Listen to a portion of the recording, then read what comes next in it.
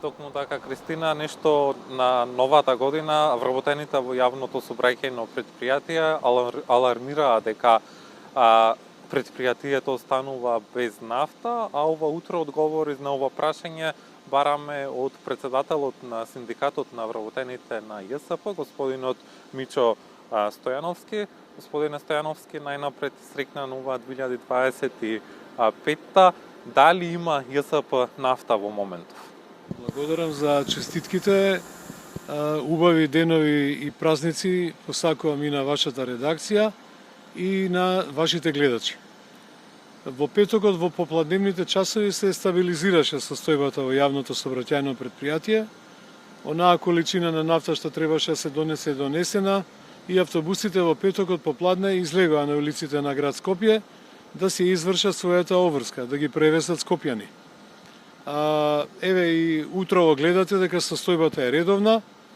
Сите планирани автобуси согласно возниот ред во време на празници, државни празници или во денови на викенд се почитува. Автобусите и сами гледате влегуваат и излегуваат во една од автобазите и во моментов се тече онака како што е предвидено согласно правилникот на јавното сообраќајно предпријатие. Можно ли е граѓаните на Скопје во 2025 година повторно да останат без јавен превоз, како што тоа беше случај неколку пати во 2024 година? Да се надеваме дека во 2025 година нема да биде така, дека она што се случуваше 22, 23, 24 ќе го заборавиме и дека конечно до крајот на мандатот на градоначалникот Даниела Арсовска се ќе биде во ред. И со нафта, и со редовни плати, и со сите придонеси, а се надевам дека и скопјани, ако биде така, ќе си го добијат оној прав и квалитетен и безбеден превоз. Токму така.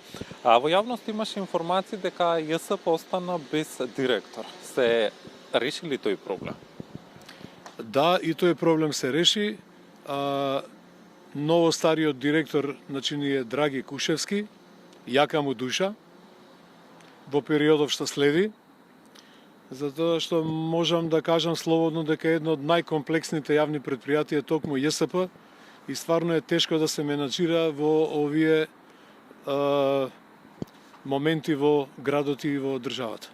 И за крај на нашиот разговор, како што и напоменав и претходно, имавте бројни предизвици изминатава година. Како да се реши тој проблем? Што вие предлагате како синдикална организација? Дали политичарите треба политиката да ја тргнат настрана и да ги засукаат ракавите во интерес и на граѓаните на град Скопје, но и на вработените во ЈСП Скопје?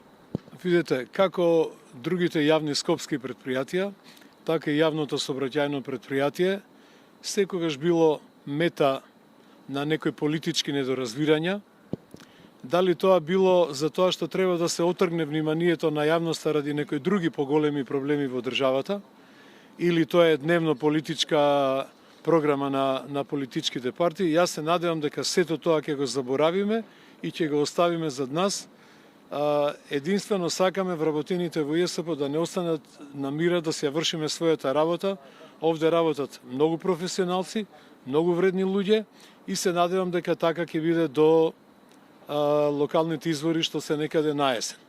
Господине Стојановски, ви благодарам за одвоеното време и за гостувањето ова утро во Македонија наутро. Ви посакуваме успешна работа во 2025 година и да се надеваме дека нема да имаме проблеми со јавниот превоз во град Скопје оваа година. Искрено се надевам и ви благодарам на вас новинарите што сите лоши информации што доаѓаат од градот и од јавното сообраќајно предпријатие на време ги прикажуваме таму каде што треба. Тоа беше случај, мислам, и во петокот и за тоа се превземени тие хитни мерки да се консолидира состојбата во ЈСП Скопје. Благодарам на разговорот. Кристина, разговаравме со Миќо Стојановски, председател на синдикалната организација на вработените во јавното сообраќајно предпријатие во Скопје и како што чувме, нафта има и е нормализиран јавниот сообраќај во градот Скопје. За сега нормализиран јавниот сообраќаен превоз во Скопје, но ЈСП исправено пред бројни предизвици оваа 2025 во кое што се надеваме дека конечно ќе се најде решение долгорочно, кое што има неопходно и на Скопјани кои во голема мера го користат градскиот превоз. Мартин, морам да те прашам, само зад тебе гледаме магла. Го ја отворив апликацијата Иркер и забележувам енормно аерозагадување и во моментов. Немаме расчистување.